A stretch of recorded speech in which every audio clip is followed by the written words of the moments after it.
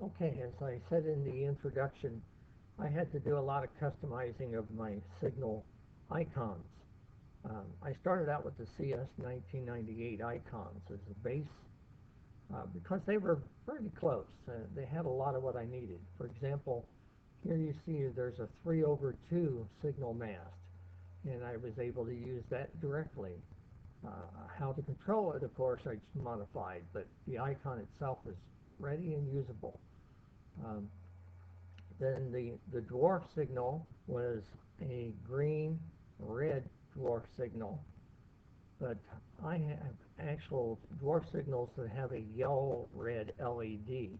I have no green. Of course, you can make yellow with a green red by turning both outputs on. So I had to modify that. And my layout also uses a 3 over 1 mast, which doesn't exist.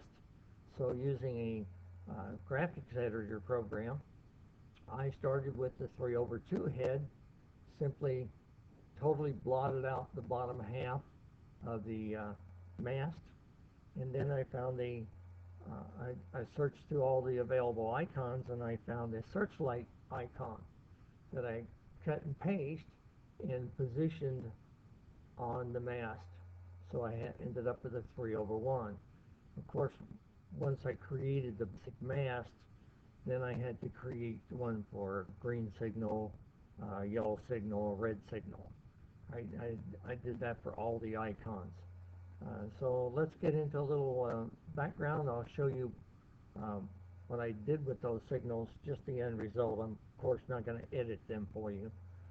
Um, I did receive some good advice from the JMRI Yahoo group. And not only did they suggest that I start with the CSX system, but a second reply said, remember to move them and store them in a different directory than the standard uh, JMRI folder. That's because if you do an upgrade on JMRI, it will overwrite that directory, and everything that you've done will be lost. So I'll point that out to you as we go through it. I'll show how I did all that.